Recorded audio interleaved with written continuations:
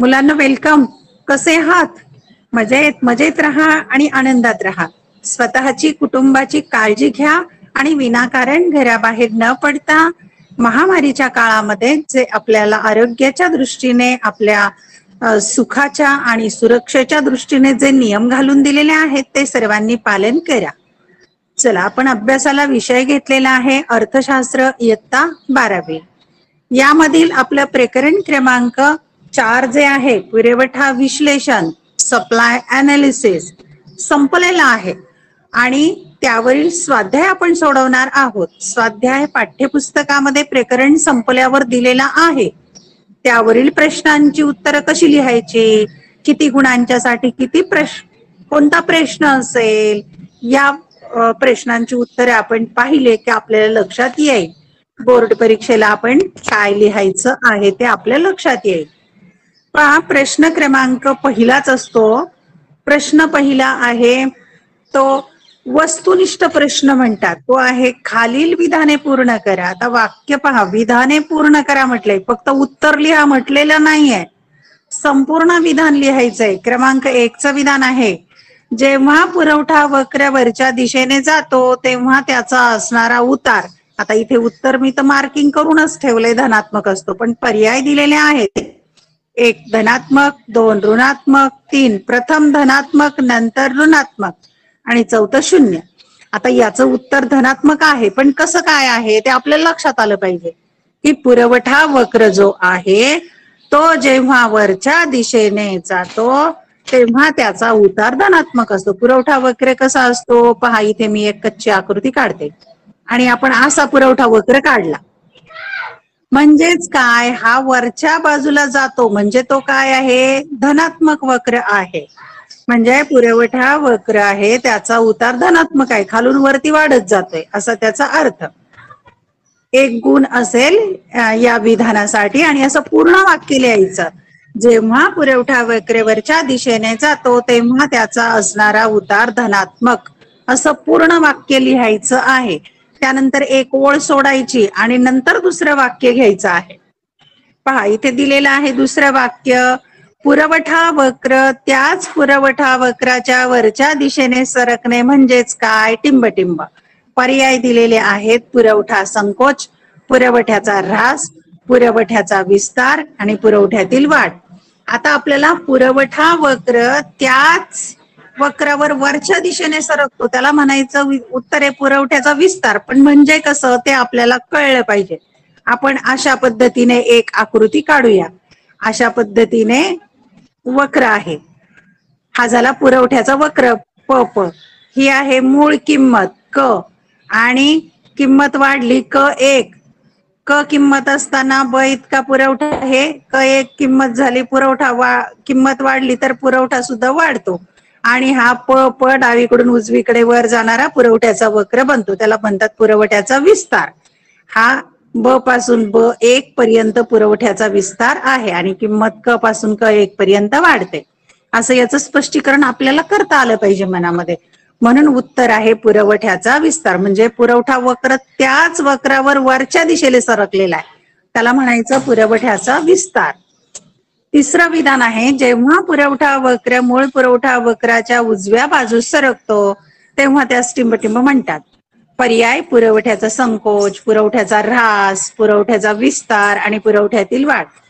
आता पहा, जेव्हा पुरवठा वक्र मूळ वक्राच्या उजव्या बाजूला सरकतो त्याला पुरवठ्यातील वाढ म्हणतात. पुरवठ्यातील वाढ केव्हा होते, इतर परिस्थिती कायम आता नाहीये तर किंमत बदलली, इतर परिस्थिती बदलल्यामुळे एकतर अनुकूल होईल किंवा प्रतिकूल होईल तेव्हा पुरवठ्यातील वाढ किंवा घट होते. मग अशा प्रकारे आपण वक्र काढून पाहूया. आता आपल्याला वक्र काढायचा आहे पुरवठ्यातील वाढ. आता आपण एक किंमत कायम ठेवूया. हा झाला मूळ पुरवठा वक्र आणि यांनी म्हटलंय मूळ पुरवठा वक्राच्या उजव्या बाजूला सरकतो म्हणजे इकडच्या बाजूला हा तुटक रेषेने दाखवूया. हा दाखवलेला आहे पुरवठ्यातील वाढीचा वक्र. इथे जर रंब टाकला तर ब इतका पुरवठा होता आणि इथे टाकला तर ब1 इतका पुरवठा झाला. किंमत कायम आहे, ही क इतकी किंमत ही कायम आहे. पण मूळ पुरवठा वक्राच्या उजव्या बाजूला पुरवठा वक्र जातो ती आहे पुरवठ्यातील वाढ. म्हणजेच अनुकूल परिस्थिती झाल्यामुळे पुरवठा वाढलेला आहे. किंमत मात्र क इतकी कायम आहे त्याचा अर्थ होतो. चौथं विधान, इतर परिस्थिती स्थिर असताना केवळ किंमत कमी झाल्यामुळे पुरवठा नगसंख्या कमी होणे म्हणजेच पुरवठ्याचा संकोच. उत्तर त्याचं दिलंय मी. पर्याय पुरवठा संकोच, पुरवठ्याचा ऱ्हास, पुरवठ्याचा विस्तार आणि पुरवठ्यातील वाढ. इतर परिस्थिती कायम आहे, फक्त किंमत कमी झाल्यामुळे पुरवठा कमी होतो. आपण पुन्हा एकदा वक्र काढून पाहूया. आता क इतकी किंमत आहे, हे मूळ किंमत समजूया आपण. पुरवठा ब इतका आहे. आता काय करायची, किंमत कमी करायची. किंमत क पासून क एक इतकी करूया आपण. क एक किंमत झाली तर पुरवठा सुद्धा ब पासून ब एक इतका कमी होतो आणि हा पुरवठा वक्र तयार होतो. याला म्हणायचं पुरवठ्याचा संकोच. पुरवठ्याचा संकोच आणि पुरवठ्याचा विस्तार यालाच पुरवठा नियम असं देखील म्हणतात. इथे उत्तरे पुरवठ्याचं संकोच. पूर्ण वाक्यात लिहायचं, इतर परिस्थिती स्थिर असताना केवळ किंमत कमी झाल्यामुळे पुरवठा नगसंख्या कमी होणे म्हणजेच पुरवठा संकोच होय. पाचवं विधान, एकूण जादा नगसंख्येच्या विक्रीनंतर एकूण प्राप्तीत झालेली निव्वळ वाढ म्हणजे पर्याय एकूण प्राप्ती, सीमांत प्राप्ती, सरासरी प्राप्ती, सीमांत खर्च. उत्तर आहे सीमांत प्राप्ती हे उत्तर आहे. म्हणजे एक जादा नगसंख्या विकली, आपण टेबलचं उदाहरण पाहिलं की एक टेबल जादा विकला तर मग किती वाढ झाली, किती किंवा किती नफा मिळाला, ती निव्वळ वाढ म्हणजेच सीमांत प्राप्ती होय. पूर्ण विधान लिहायचं. प्रश्न क्रमांक 2 आहे सहसंबंध पूर्ण करा. हा सुद्धा वस्तुनिष्ठ प्रश्न आहे. 1 गुण असतो या एका विधानासाठी. पहा, पुरवठ्याचा विस्तार त्याचा संबंध आहे किंमत वाढ. किंमत वाढते म्हणजे पुरवठा वाढतो. मग इथे पुरवठ्याचा संकोच म्हणजे पुरवठा केव्हा कमी होतो, तर किंमत घट झाल्यावर. आपण इथे उत्तर लिहिलं किंमत घट झाल्याशी संबंध आहे. याला 1 गुण मिळेल. चौकटीमध्ये असं उत्तर लिहायचं. क्रमांक 2, एकूण प्राप्ती. इथे रिकामी जागा दिलेली आहे पण पुढे दिलेलं आहे सरासरी प्राप्तीचं सूत्र दिलंय. सरासरी प्राप्तीचं सूत्र काय आहे, एकूण खर्च छेद एकूण नगसंख्या. मग एकूण प्राप्तीचं सूत्र काय येणार आहे, एकूण नगसंख्या गुणिले किंमत. चौकटीमध्ये ते उत्तर लिहायचं. क्रमांक 3, एकूण खर्च त्याचा संबंध काय, तर एकूण स्थिर खर्च अधिक एकूण बदलता खर्च. म्हणजे एकूण खर्चामध्ये कोणत्या बाबी समाविष्ट असतात, तर एकूण स्थिर खर्च असतो आणि एकूण बदलता खर्च असतो. तसं सरासरी खर्चामध्ये काय, तर त्याचं सूत्र येईल एकूण खर्च भागिले एकूण नगसंख्या लिहायचं.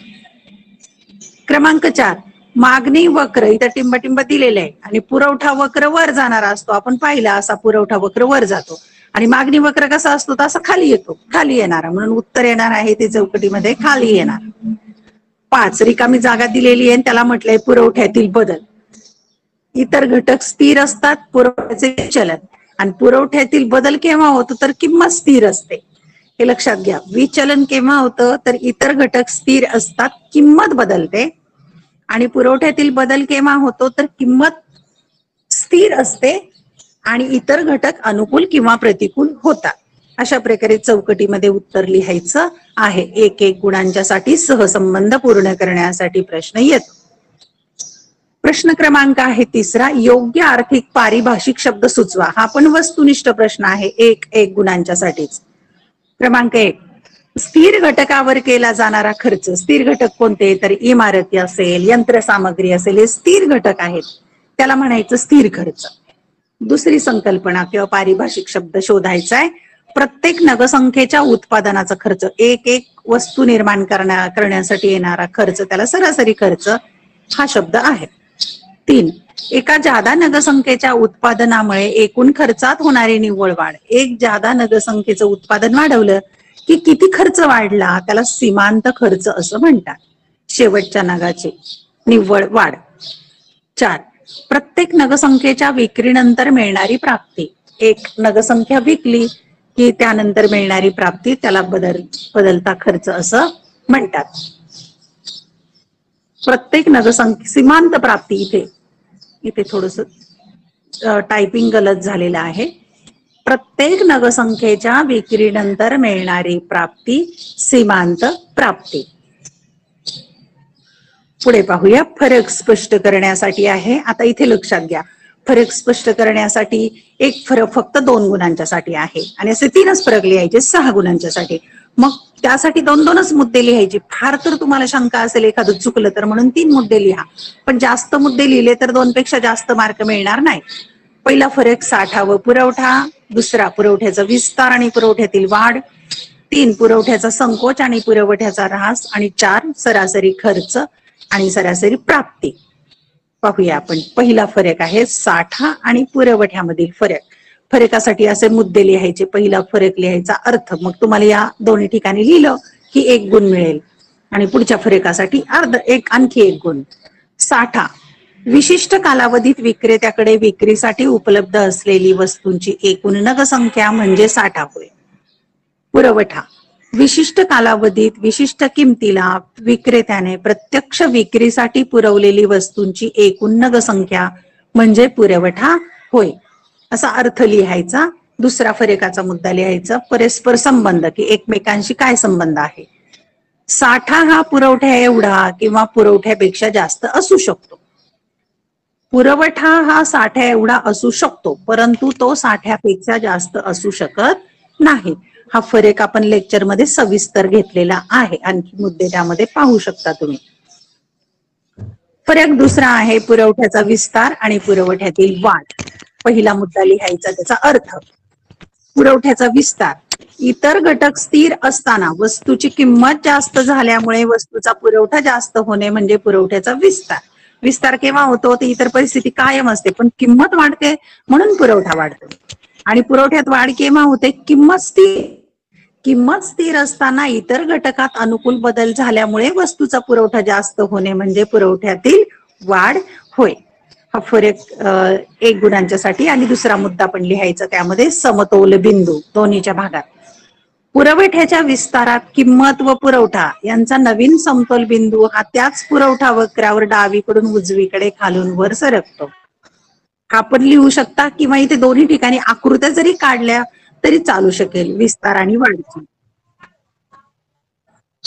पुरवठ्याच्या वाढीत किंमत व पुरवठा यांचा नवीन समतोल बिंदू हा नवीन पुरवठा वक्रावर डावीकडून उजवीकडे पुढे विस्थापित होतो.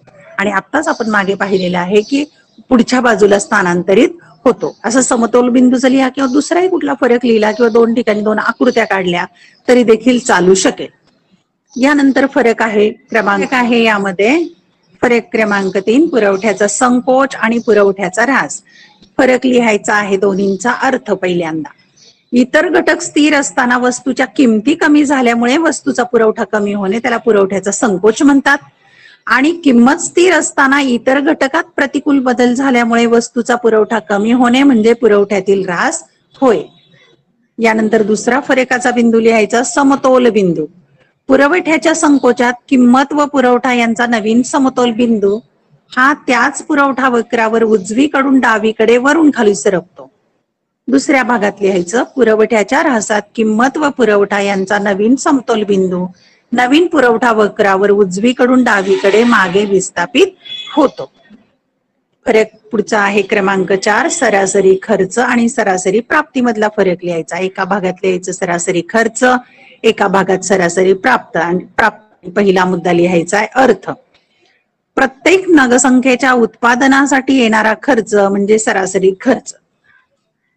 प्रत्येक नगसंख्येच्या विक्रीनंतर मिळणारी रक्कम म्हणजे सरासरी प्राप्ती. हा झाला एक मुद्दा फरकाचा. दुसरं सूत्राचा मुद्दा लिहायचा. हे सोपं आहे. सूत्र लिहायचे दोन्ही भागामध्ये.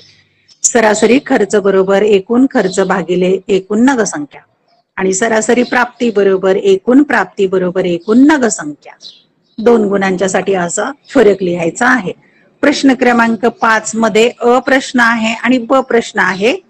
पहा, पहिल्या प्रश्नामध्ये दिलेले आहे चॉकलेटचा पुरवठा पत्रक दिलेले आहे. इथे किंमत आणि पुरवठ्याची नगसंख्या आहे. काही जागा रिकाम्या ठेवलेल्या आहेत. पहा, 10 रुपये किंमत असताना 200 नगसंख्या, मग 15 रुपये किंमत झाली तर इथे किती होईल, तर रिकामी जागा आहे.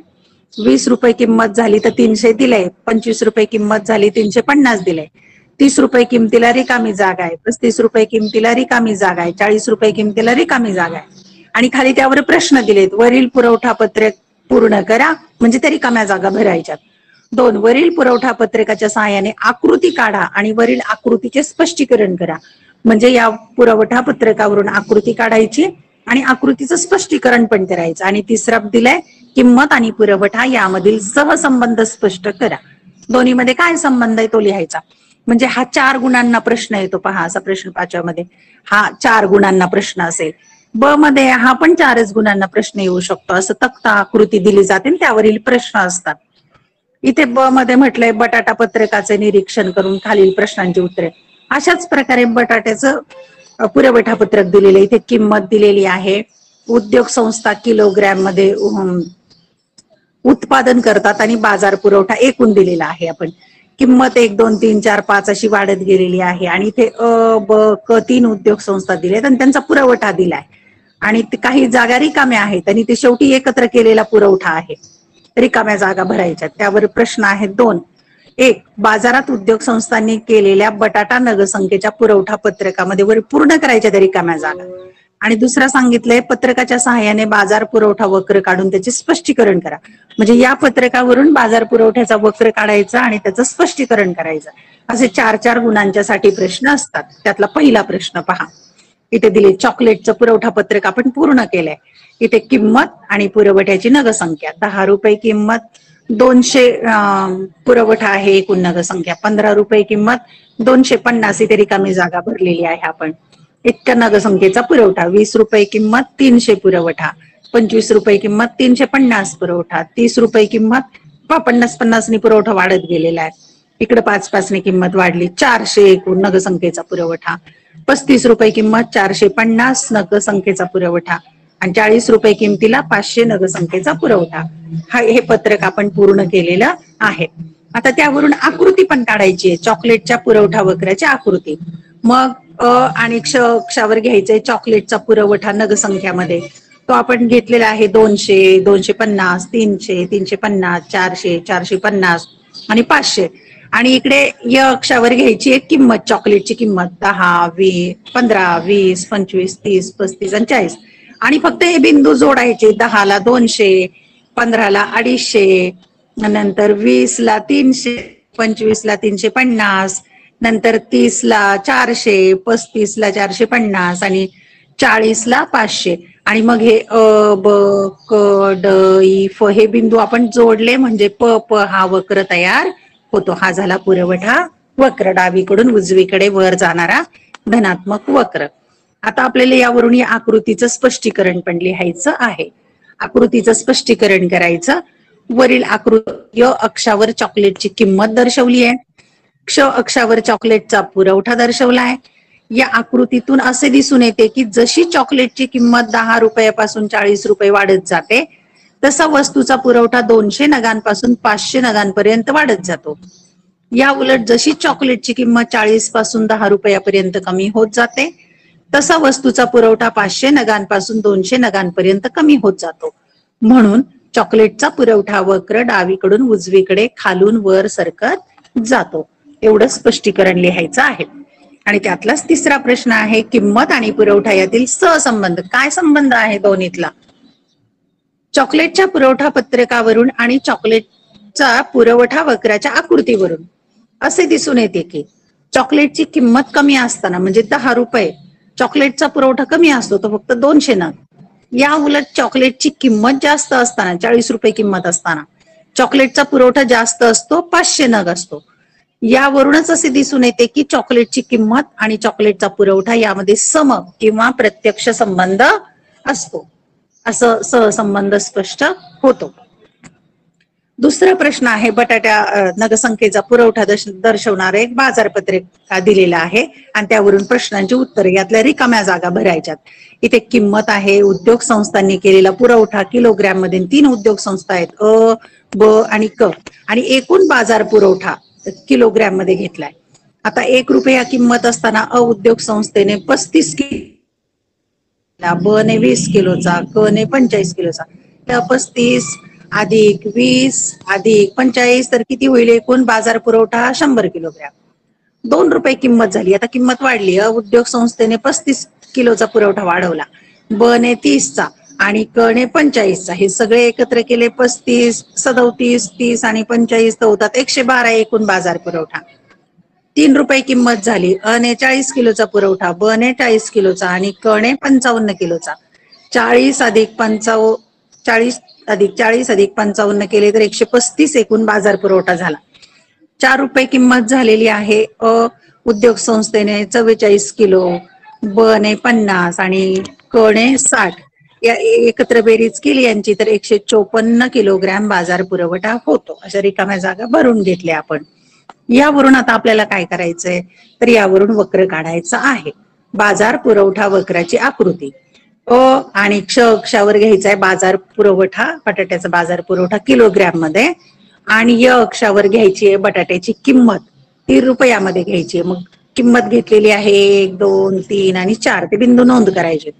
पुरवठा 100, 110, 120, 130, 140, 150, 160 आणि दिलेले बिंदू फक्त जोडायचे की 4 ला किती होता, 3 ला किती होता, 2 ला आणि 1 ला. मग आपल्याला अ, ब, क, ड बिंदू मिळतात. हे बिंदू जोडले तर प प हा पुरवठा वक्र आपल्याला मिळतो. तो वस्तूची किंमत आणि बाजार पुरवठा यामध्ये समसंबंध दर्शवतो. यावरून आता आपल्याला आकृतीचं स्पष्टीकरण करायचंय. बाजार पुरवठा वक्राच्या आकृतीचे स्पष्टीकरण. वरील आकृतीत य अक्षावर बटाट्याची किंमत दर्शवली आहे आणि क्ष अक्षावर बटाट्याचा बाजार पुरवठा दर्शवला आहे. वरील आकृतीतून असे दिसून येते की जशी बटाट्याची किंमत 1 रुपयापासून 4 रुपयापर्यंत वाढत जाते, तसा बटाट्याचा बाजार पुरवठा 100 किलोग्रॅम पासून 154 किलोग्रॅम पर्यंत जास्त होत जातो. या उलट जशी बटाट्याची किंमत 4 रुपयापासून 1 रुपयापर्यंत कमी होत जाते, तसंच बटाट्याचा पुरवठा 154 किलोग्रॅम पासून 100 किलोग्रॅम पर्यंत कमी होत जातो. म्हणून बटाट्याचा बाजार पुरवठा वक्र डावीकडून उजवीकडे खालून वर सरकत जातो. अशा प्रकारे आपण त्याचं स्पष्टीकरण लिहायचं आहे. प्रश्न क्रमांक 6, खालील प्रश्नांची उत्तरे द्या. 1, एकूण खर्च आणि एकूण प्राप्ती या संकल्पना स्पष्ट करा. 2, पुरवठा निर्धारित करणारे घटक स्पष्ट करा. हे प्रश्न जे आहेत दोन्ही दीर्घोत्तरी पण येऊ शकतात, लघुत्तरी पण येऊ शकतात. दीर्घोत्तरी म्हणजे मोठ्या प्रश्न आला तर 8 गुणांना, छोटा आला तर 4 गुणांना. या वर्षी मात्र हा जो प्रश्न आहे पुरवठा निर्धारित करणारे घटक हा वगळलेला आहे, पण अभ्यास करायला काही हरकत नाही. वगळला याचा अर्थ परीक्षेला प्रश्न येणार नाही, पण तुम्ही अभ्यास मात्र करायला हवा. पहा, पहिला प्रश्न, एकूण खर्च व एकूण प्राप्ती या दोन्ही संकल्पना स्पष्ट करायच्यात. त्यातली पहिली संकल्पना एकूण खर्च, मग त्याचा अर्थ लिहायचा पहिल्यांदा. संयोजकाने वस्तूच्या उत्पादनासाठी आवश्यक असणाऱ्या उत्पादन घटकांवर केलेला एकूण खर्च म्हणजे एकूण खर्च होय. उत्पादनाच्या विविध पातळ्यांवर केला जाणारा एकूण स्थिर खर्च आणि एकूण बदलता खर्च यांची बेरीज केल्यास एकूण खर्च मिळतो. दुसरा मुद्दा लिहायचं सूत्र, एकूण खर्च बरोबर एकूण स्थिर खर्च अधिक एकूण बदलता खर्च, असं सूत्र लिहायचं आहे. यानंतर मग स्थिर खर्च म्हणजे काय ते लिहायचं. स्थिर घटकांवर केला जाणारा खर्च म्हणजे स्थिर खर्च होय. उदाहरणार्थ जमीन, यंत्रसामग्री इत्यादी बाबींवर केला जाणारा खर्च.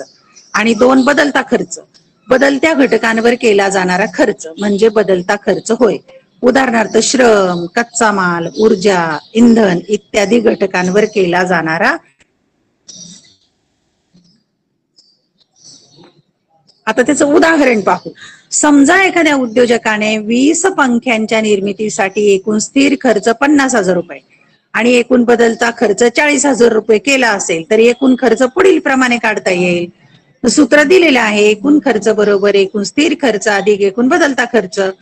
सूत्रामध्ये किमती टाकायच्या. एकूण खर्च बरोबर 50,000 रुपये स्थिर खर्च दिलेला आहे आणि 40,000 रुपये बदलता खर्च दिलेला आहे, म्हणून एकूण खर्च होईल 90,000 रुपये एकूण खर्च होईल, असं आपण उदाहरण याचं लिहिलेलं आहे. यानंतर दुसरी संकल्पना स्पष्ट करायची, एकूण प्राप्ती. त्याचा अर्थ, वस्तूच्या विक्रीनंतर उद्योग संस्थेला मिळणारी एकूण रक्कम म्हणजे एकूण प्राप्ती होय. एकूण प्राप्ती हे उद्योग संस्थेचे एकूण उत्पन्न होय. सूत्र, एकूण प्राप्ती बरोबर एकूण नगसंख्या गुणिले किंमत. आता त्याचं उदाहरण पाहू आपण. समजा एखाद्या उद्योजकाने 20 पंख्यांची प्रत्येकी 6,000 रुपये प्रमाणे विक्री केली असता एकूण प्राप्ती पुढील प्रमाणे काढता येते. सूत्र: एकूण प्राप्ती बरोबर एकूण नगसंख्या गुणिले किंमत. एकूण प्राप्ती काढायची आहे तर एकूण नगसंख्या 20 आणि किंमत किती 6,000, दोन्हीचा गुणाकार केलेला आहे. आता एकूण प्राप्ती झालेली 12,000 रुपये एकूण प्राप्ती होते. 1,20,000 एकूण प्राप्ती होते. पहा इथे 1,20,000 एकूण प्राप्ती होते. सूत्रामध्ये किमती टाकायच्या. यानंतर दुसरा प्रश्न आहे, पुरवठा निर्धारित घटक स्पष्ट करा. पुरवठा कोणत्या घटकांनी निर्धारित होतो किंवा पुरवठ्यावर परिणाम करणारे घटक, हा प्रश्न यावेळी वगळलेला असला तरी सुद्धा हा प्रश्न अभ्यासासाठी आहे. त्याचं कारण असं की याच प्रश्नावर आधारित पुरवठा नियमाची गृहीते आहेत. एक, वस्तूची किंमत. किंमत हा वस्तूच्या पुरवठ्यावर परिणाम करणारा महत्वाचा घटक आहे. जास्त किमतीला अधिक पुरवठा केला जातो व कमी किमतीला कमी पुरवठा केला जातो. अशा प्रकारे किंमत व पुरवठा यांचा समसंबंध असतो. किमतीचा आणि पुरवठ्याचा संबंध कसा राहील? सम. क्रमांक 2, तंत्रज्ञानाची स्थिती. उत्पादन तंत्रातील सुधारणांमुळे उत्पादन खर्च कमी होऊन उत्पादन वाढते व पुरवठाही वाढतो. 3, उत्पादन खर्च. उत्पादन घटकांच्या किमती वाढल्या तर उत्पादन खर्च वाढतो, परिणामी पुरवठा कमी होतो. क्रमांक 4, पायाभूत सुविधा. वीज, वाहतूक, दळणवळण इत्यादी पायाभूत सुविधांचा परिणाम उत्पादन प्रक्रिया व पुरवठ्यावर होतो. या सुविधांच्या अभावामुळे पुरवठा कमी होतो आणि सुविधांची अधिक उपलब्धता असल्यास पुरवठा जास्त केला जातो. पुढचा घटक आहे 5वा, सरकारची धोरणे. अनुकूल शासकीय धोरणामुळे पुरवठा वाढतो आणि प्रतिकूल शासकीय धोरणामुळे पुरवठा कमी होतो. सरकारचे कर विषयक, अर्थसहाय्य, औद्योगिक धोरणे इत्यादी धोरणामुळे उत्पादन आणि पुरवठा कमी जास्त होऊ शकतो. त्यामुळे सरकारच्या धोरणावर पुरवठा अवलंबून आहे. 6, नैसर्गिक परिस्थिती. कृषी उत्पादनांचा पुरवठा नैसर्गिक परिस्थितीवर अवलंबून असतो. उदाहरणार्थ, चांगला पाऊस आणि योग्य हवामान असल्यास चांगले उत्पादन होते, त्यामुळे कृषी उत्पादन वाढून पुरवठा वाढतो. या उलट प्रतिकूल हवामानामुळे पुरवठा कमी होतो. क्रमांक 7, भविष्यकालीन किमतीचा अंदाज. नजीकच्या भविष्यात किमती वाढण्याची शक्यता असल्यास उत्पादक साठा वाढवेल, त्यामुळे पुरवठा कमी होईल आणि या उलट किमती कमी होण्याची शक्यता असल्यास उत्पादक साठा कमी करून पुरवठा वाढवेल. इतर घटक 8वा मुद्दा आहे. बाजाराचे स्वरूप, इतर वस्तूंच्या सापेक्ष किमती, आयात निर्यात संबंध, औद्योगिक संबंध, उत्पादन घटकांची उपलब्धता इत्यादी घटक अनुकूल असतील तर वस्तूचा पुरवठा वाढतो आणि हे घटक प्रतिकूल असतील तर पुरवठा घटतो. अशा प्रकारे पुरवठा निर्धारक करणारे घटक आहेत. आणि शेवटचा प्रश्न आहे, सविस्तर उत्तरे द्या. हा 8 गुणांचा प्रश्न आहे. पुरवठ्याचा नियम अपवादांसह स्पष्ट करा. पुरवठा नियम अतिशय महत्वाचा प्रश्न आहे. 8 गुणांच्या साठी विचारला जाऊ शकतो. यामध्ये गृहीते सुद्धा विचारली जाऊ शकतात. पुरवठ्याचा नियम गृहीतांसह स्पष्ट करा असाही प्रश्न येऊ शकतो किंवा पुरवठ्याचा नियम अपवादांसह स्पष्ट करा असाही येऊ शकतो. मग पुरवठ्याचा नियम याच्यासाठी 4 गुण आणि अपवाद लिहायला 4 गुण असं 2 भाग करून गुणविभाजन केलं जातं. अशा प्रकारे हा 8 गुणांचा सविस्तर प्रश्न आहे. त्याचं उत्तर कसं लिहायचं ते आपण पाहूया. महत्वाचा प्रश्न, बोर्ड परीक्षेला सातत्याने येणारा. पुरवठ्याचा नियम, त्यामध्ये प्रस्तावना लिहायची. प्रस्तावनेमध्ये प्राथमिक माहिती लिहायची आहे आणि ती आवश्यक असते. याच्यासाठी सुद्धा एक वेगळा 1 गुण निर्धारित केला जातो. प्रस्तावनेमध्ये महत्वाचं म्हणजे अल्फ्रेड मार्शलच्या ग्रंथाचं नाव लिहायचं आहे. आर्थिक सिद्धांतात जसे मागणी नियमाप्रमाणेच पुरवठा नियम सुद्धा मूलभूत नियम आहे. प्राध्यापक अल्फ्रेड मार्शल यांनी सन 1890 मध्ये प्रकाशित केलेल्या अर्थशास्त्राची मूलतत्वे या पुस्तकात मागणी नियमाप्रमाणेच पुरवठ्याचा नियमही मांडला आहे. या नियमाद्वारे किंमत व पुरवठा यातील परस्पर संबंध स्पष्ट केला आहे आणि तो समसंबंध स्पष्ट केलाय. अशा प्रकारे प्रस्तावना लिहायची. प्रस्तावनेनंतर हा नियम लिहायचा आहे. नियमाला सिद्धांत असं देखील म्हणतात. महत्वाचं आहे हे. इतर परिस्थिती स्थिर असताना वस्तूच्या अधिक किमतीला जादा नगसंख्येचा पुरवठा केला जातो व वस्तूच्या कमी किमतीला कमी नगसंख्येचा पुरवठा केला जातो. हे तुम्ही पाठांतर करायचं आहे. हा नियम किंवा सिद्धांत. आता हा जो नियम आहे तो सोप्या भाषेमध्ये दिला. दुसऱ्या शब्दात इतर घटक स्थिर असताना किंमत वाढल्यास वस्तूच्या नगसंख्येचा पुरवठा वाढतो, तर किंमत कमी झाल्यास पुरवठा कमी होतो. अशा प्रकारे नगसंख्या आणि किंमत यांचा समसंबंध असतो. किंमत व पुरवठा यातील सहसंबंध खालील प्रकारे स्पष्ट करता येतो आणि हे सूत्र लिहायचं. एस एक्स बरोबर एफ कंसामध्ये पी एक्स ही पुरवठा किमतीचे फलन आहे असा याचा अर्थ. एस म्हणजे सप्लाय, एफ म्हणजे फंक्शन, पी म्हणजे प्राइस आणि एक्स म्हणजे वस्तू. यानंतर पुरवठा पत्रक लिहायचं आहे. पुरवठा पत्रकात दोन भाग करायचे. क्ष वस्तूची किंमत प्रति किलो किंमत रुपयामध्ये घ्यायची आहे आणि क्ष वस्तूचा पुरवठा घ्यायचा आहे नगसंख्या किलोग्रॅम मध्ये पुरवठा. किंमत 10, 20, 30, 40, 50 वाढत जाते. पुरवठा 100, 200, 300, 400, 500 वाढत जातो. या उलटही म्हणता येतं. किंमत 50, 40, 30, 10, 20 कमी होत जाते. पुरवठा पण 500, 400, 300, 200, 100 असा कमी होत जातो. असंही विधान करता येईल. आता या पुरवठा पत्रकावरून आपल्याला माहिती लिहायची आहे, विश्लेषण लिहायचं. तक्त्यामध्ये क्ष वस्तूची किंमत आणि नगसंख्या यामधील प्रत्यक्ष संबंध स्पष्ट केलाय. जेव्हा किंमत 10 रुपयापासून 20, 30, 40, 50 रुपयापर्यंत अनुक्रमे वाढते तेव्हा पुरवठा सुद्धा 100, 200, 300, 400, 500 नगसंख्येपर्यंत पुरवठा वाढतो. याचा अर्थ जेव्हा किंमत वाढते तेव्हा पुरवठाही वाढतो आणि किंमत कमी होते तेव्हा पुरवठाही कमी होतो. वस्तूची किंमत आणि पुरवठा यांचा समसंबंध असतो हे त्यावरून दिसून येतं. आता त्याच पुरवठा पत्रकावरून पुरवठा वक्र काढायचा आहे.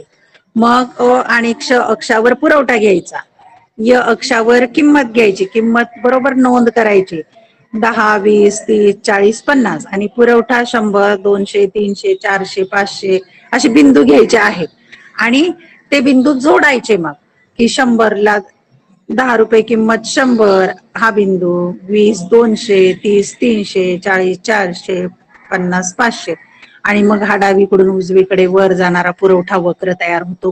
प अशा प्रकारे वक्र काढायचा पुरवठ्याचा. आकृतीमध्ये वस्तूचा पुरवठा नगसंख्या क्ष अक्षावर आणि किंमत य अक्षावर दाखवली आहे. प हा पुरवठा वक्र डावीकडून उजवीकडे वर जातो. किंमत व पुरवठा यांचा प्रत्यक्ष किंवा समसंबंध दर्शवतो हा वक्र. असं स्पष्टीकरण पण 2 ओळीमध्ये याचं लिहायचं आहे. यानंतर पुरवठा नियमाचे अपवाद लिहायचे. आता आतापर्यंत लिहिलं त्याला 4 गुण, 8 गुणांचा प्रश्न आहे. ह्या अपवादांच्यासाठी 4 गुण. पुरवठा नियमाचे अपवाद लिहायचे. पुरवठा नियमाचे अपवाद. 1. श्रमाचा पुरवठा. पहिला मुद्दा आहे. दिलेल्या वेतन दरावर श्रमिकांनी केलेल्या कामाचे तास, श्रमिकांनी जे कामाचे तास केले त्याला श्रमाचा पुरवठा म्हणतात. तो पुरवठा वक्र आलेखाच्या सहाय्याने दाखवता येतो. यामध्ये मजुरीचा दर वाढत असताना म्हणजे कामाचे तास वाढत असताना श्रमाचा पुरवठा वाढतो, त्यामुळे पुरवठा वक्र वर जातो. परंतु मजुरीचा दर पुढे वाढल्यास श्रमाचा पुरवठा वक्र किंवा कामाचे तास उलट कमी होतात, वाढत नाहीत आणि श्रमाचा पुरवठा वक्र मागे वळतो, असा उलटा होतो. कारण मजुरीच्या स्वरूपात जास्त रक्कम मिळाल्यानंतर श्रमिक विश्रांतीच्या अपेक्षेने श्रमाचा पुरवठा कमी करतो. म्हणजेच एका विशिष्ट पातळीनंतर वेतन दर वाढल्यास श्रमाचा पुरवठा कमी होतो. हे श्रमाच्या मागे वळणाऱ्या पुरवठा वक्राच्या सहाय्याने स्पष्ट करता येते आणि आकृतीच्या सहाय्याने मागे वळणाऱ्या श्रमाचा पुरवठा वक्र स्पष्ट करता येतो. तो आपण पाहूया. इथे श्रमाचं पुरवठा पत्रक दिलेले आहे, आवश्यक आहे. जिथे आकृती असते आवश्यकच आहे. तक्ता आणि आकृती काढायचीच. आकृती पेन्सिलने काढायची, तक्ता पेनने लिहायचा. वेतन दर रुपयामध्ये प्रति तास म्हणजे एका तासाला, नंतर कामाचे तास दर दिवशी आणि एकूण मजुरी रुपयामध्ये. प्रति तासाला वेतन दर आहे 100 रुपये, 200 रुपये, 300 रुपये. कामाचे तास सुरुवातीला 100 वेतन होतं 5, नंतर वेतन वाढलं 200 रुपये. कामाचे तास वाढवले त्या मजुराने 7 तास, पण आणखी 300 रुपये प्रति तास केलं तर त्याने उलट कामाचे तास 1 तास कमी केला, 6 झाले फक्त. आणि एकूण मजुरी 5 तास काम केल्यावर 500 रुपये मिळत होते, 7 तास काम केल्यावर 1400 मिळत होते आणि 6 तास काम केल्यावर 1800 मिळायला लागले. अशा प्रकारे श्रमाचा पुरवठा उलट कमी होत जातो. त्यासाठी आकृती काढायची आहे त्या पत्रकावरून. श्रमाचा पुरवठा व किंवा कामाचे तास घ्यायचे आहेत, क्ष अक्षावर घ्यायचे आहेत. श्रमाचा पुरवठा किंवा आकृतीमध्ये घ्यायचे आहेत. श्रमाचा पुरवठा घ्यायचा आहे क्ष अक्षावर आणि य अक्षावर मजुरीचा किंवा वेतनाचा दर घ्यायचा आहे. आणि मग मजुरी घेतलेली आहे आपण 100, 200, 300 आणि त्याप्रमाणे किती कामाचे तास होतात? 5-6 तास. आता 100 रुपये मजुरी होती तर 5 तास काम करत होता. 200 रुपये मजुरी झाल्यावर त्याने 7 तास काम केले. पण 300 रुपये मजुरी झाल्यावर उलट त्याने काम कमी केलं, 6 तास झाले पा इथं. आणि हा वक्र प पासून न पर्यंत गेला, न पासून प 1 पर्यंत पुन्हा वळाला. याला म्हणायचा मागे वळणारा श्रमाचा पुरवठा वक्र. न प 1 हा मागे वळणारा श्रमाचा पुरवठा वक्र आहे. प आणि न हा वाढता श्रम पुरवठा वक्र, न प हा विश्रांतीचा काळ आहे. अशा प्रकारे हा मागे वळणारा श्रमाचा पुरवठा वक्र त्या तक्त्यावरून काढायचा आहे. दुसरा अपवाद आहे कृषी उत्पादने. विशिष्ट वेळी उत्पादन होणारा शेतमाल या नियमाला अपवाद ठरतो, कारण शेतीचे हंगामी स्वरूप असते. हवामानात प्रतिकूल बदल झाल्यास शेतीचे उत्पादन कमी होईल, तेव्हा जास्त किमतीलाही वस्तूचा पुरवठा वाढवता येणार नाही. तिसरा अपवाद आहे रोख रकमेची गरज. जर विक्रेत्याला रोख रकमेची तीव्र गरज असेल तर विक्रेता आपला माल बाजार किमतीपेक्षाही कमी किमतीला विकेल आणि पुरवठा वाढवेल. किंमत वाढत नसतानाही विक्री करेल, त्यामुळे पुरवठ्यात वाढ होईल. 4. नाशवंत वस्तू. नाशवंत वस्तूंच्या बाबतीत नुकसान टाळण्यासाठी विक्रेते कमी किमतीला जास्त पुरवठा करू शकतात. उदाहरणार्थ भाजीपाला, अंडी वगैरे अशा नाशवंत वस्तू, दूध वगैरे. यानंतर 5वा अपवाद आहे दुर्मिळ वस्तू, की ज्या वस्तू खूप दुर्मिळ असतात, हस्तकौशल्याच्या असतात अशा वस्तू. ज्या वस्तू सहजासहजी उपलब्ध होऊ शकत नाहीत अशा वस्तूंच्या बाबतीत सुद्धा पुरवठा नियम सिद्ध होत नाही. उदाहरणार्थ दुर्मिळ चित्रे, नाणी, मौल्यवान वस्तू इत्यादी. या वस्तूंची निर्मिती पुन्हा करता येत नाही, म्हणून अशा वस्तूंच्या किमती वाढल्या तरी पुरवठा वाढविता येत नाही. म्हणून दुर्मिळ वस्तू हा पुरवठा नियमाचा अपवाद आहे. थँक्यू. अभ्यासाला खूप खूप शुभेच्छा हा तुमच्या. व्हिडिओ लेक्चर रेकॉर्ड आहे, त्यामुळे तुम्ही युट्यूबवर जाऊन पुन्हा एकदा पाहू शकता आणि आलेल्या शंका तुमच्या नक्कीच दूर होतील.